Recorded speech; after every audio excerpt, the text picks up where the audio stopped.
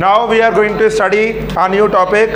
Work done by a magnetic force on a charge particle is zero.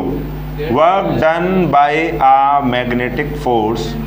Work done by a magnetic force on a charged particle is zero. देखिए total जो work होता है वो magnetic field एक charge particle पर पता है कितना वर्क करता है? जीरो। ऐसा अभी हम प्रूफ भी करेंगे। मतलब कि जैसे कि आप सुनते हुए आ रहे हैं, कई टाइम से आपने सुना हुआ होगा कि जो मैग्नेटिक फील्ड है वो चार्ज को मूव नहीं कराता।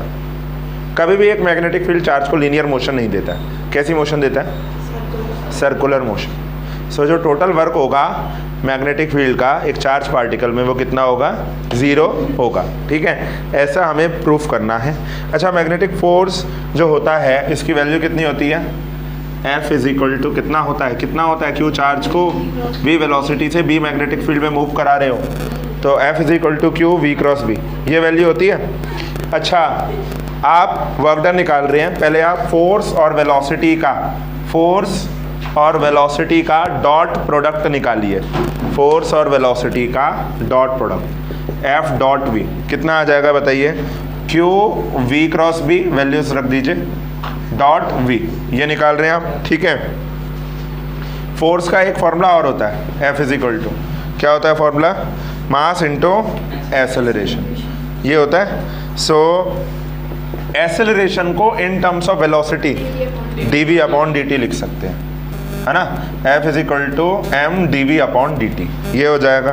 ठीक है, so what we are going to do, हम क्या प्रूफ करने वाले हैं कि अगर हम यहाँ पर F डॉट v, फोर्स और वेलोसिटी का डॉट प्रोडक्ट जीरो होना चाहिए। यही तो मतलब हो गया वर्क डन जीरो होने का मतलब क्या हो गया? What is the formula for work done?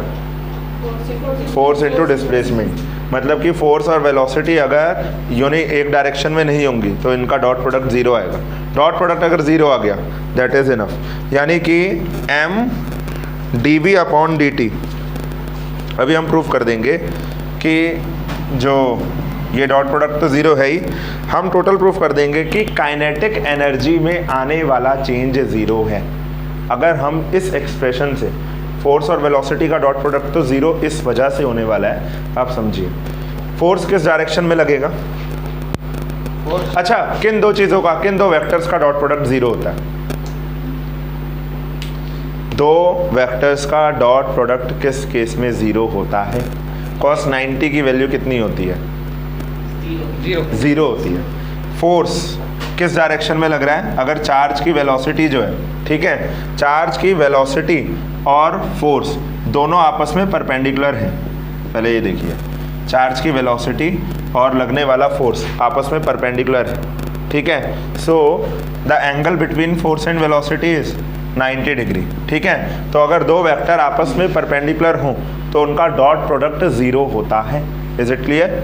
So the force experienced by the charge is in this direction, velocity दूसरी एक्सिस में है। ठीक है, तो दोनों का डॉट प्रोडक्ट अपने आप ही जीरो है। F dot v is equal to zero. मैंने इनकी वैल्यूज रखी है अभी तक। ठीक है, फोर्स की वैल्यू कितनी है? Q v cross b, velocity dot v is equal to zero होना चाहिए। फोर्स को एक और चीज़ भी लिख सकते हैं, मास इंटू एक्सेलरेशन। एक्सेलरेशन को लिख दिया dv upon dt। F dot v is zero, यानी कि m dv by dt dot v is equal to zero. ठीक है, ये डॉट प्रोडक्ट तो ज़ीरो होने वाला है। अब मैंने क्या किया है इसमें, जो अब स्टेप्स होंगे dv अपॉन dt, इसको हम कैसे देख सकते हैं?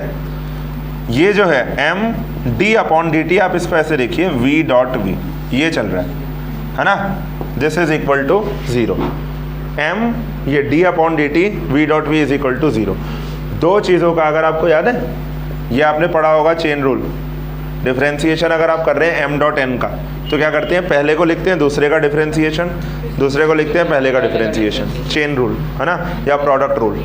तो यहाँ पर कितना आ जाएगा? m, ये आ जाएगा v को लिखा dv अपॉन dt, है ना, प्लस फिर कितना आ जाएगा?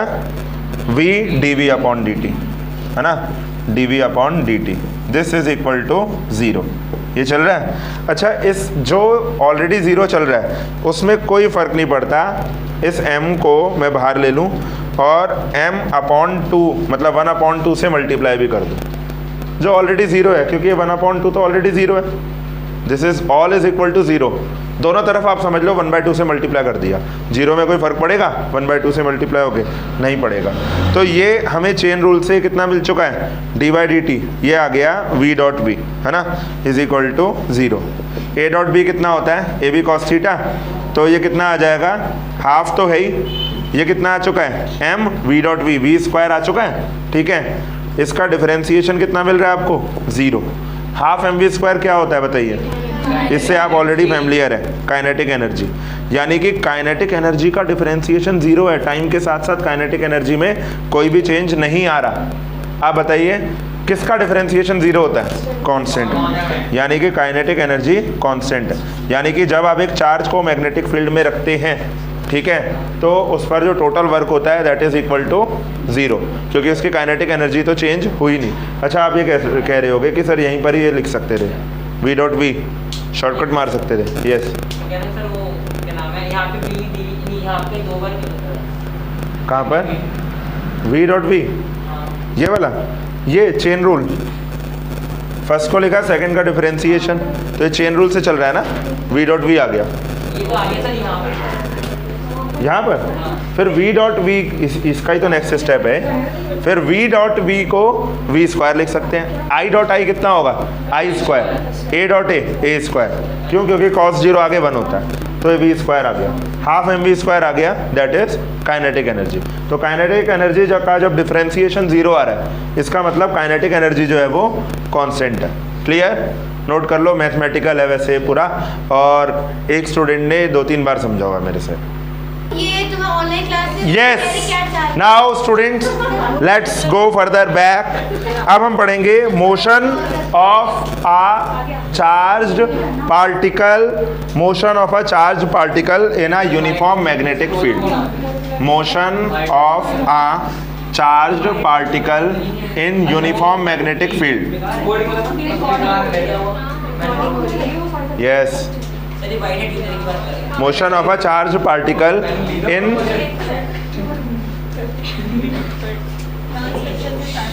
Uniform magnetic field.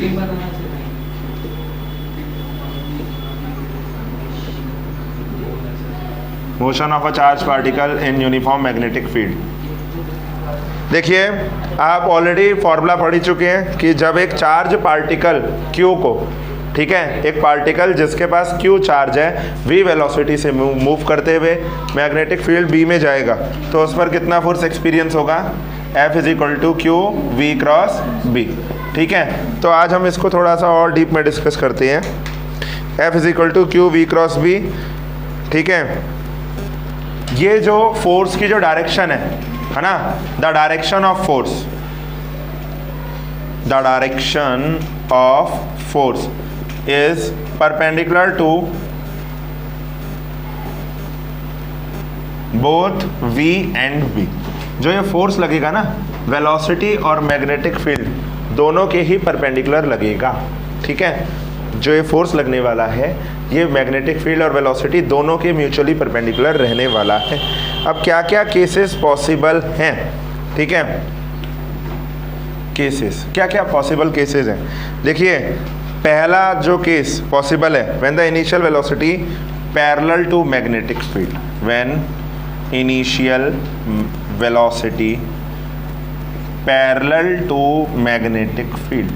अगर आपने इनिशियल वेलोसिटी पैरेलल रखी मैग्नेटिक फील्ड के, तो क्या होगा, तो बताइए। F इज इक्वल टू कितना हो जाएगा उस केस में, मतलब कि थीटा इज इक्वल टू 0।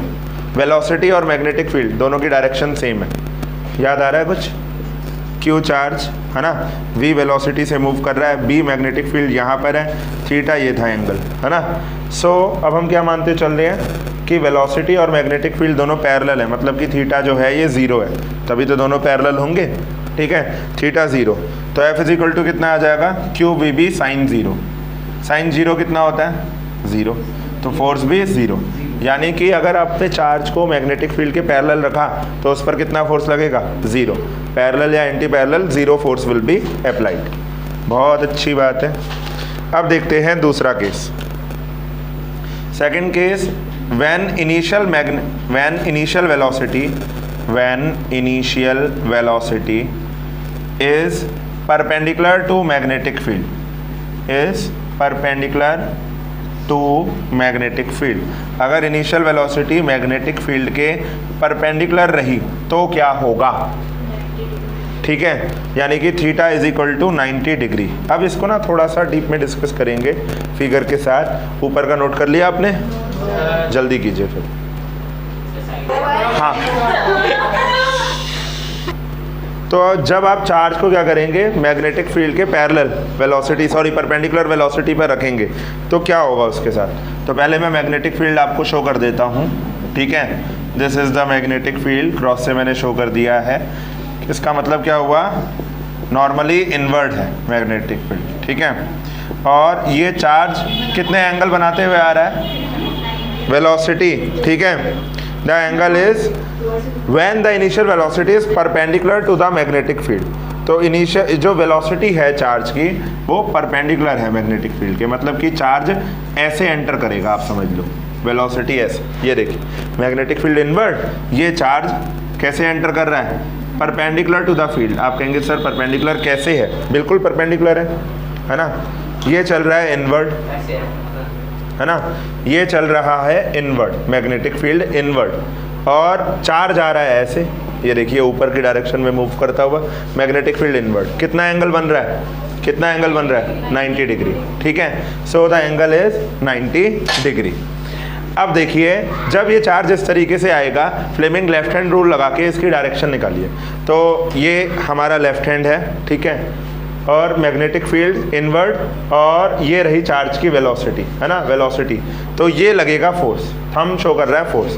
तो ये चार्ज क्या करेगा, अब जैसे ही ये फोर्स लगा, देखिए समझने की कोशिश कीजिए, फ्लेमिंग लेफ्ट हैंड रूल लगा रहे हैं, एक बार फिर से देख लीजिए। ये मैग्नेटिक फील्ड की डायरेक्शन, ठीक है, this is the direction of velocity, ये लगा फोर्स। तो फोर्स की वजह से ये चार्ज ऊपर जाते जाते थोड़ा सा घूम जाएगा, फिर फोर्स की डायरेक्शन चेंज हो गई, थोड़ा सा अब इधर जाएगा, इधर इधर इधर, तो ऐसे करते करते ये एक सर्कल बनाते हुए घूमने लगेगा, ठीक है। The charge will form a circle, क्योंकि हमेशा परपेंडिकुलर जाना पड़ेगा उसको, वेलोसिटी के परपेंडिकुलर। ये डायरेक्शन हो गई वेलोसिटी के, तो वेलोसिटी के परपेंडिकुलर ऐसे जाएगा। जब ये डायरेक्शन हो गई वेलोसिटी की, तो फिर से वेलोसिटी के परपेंडिकुलर ऐसे जाएगा, and so on. So this will form a circular path, ऐसे मूव करेगा।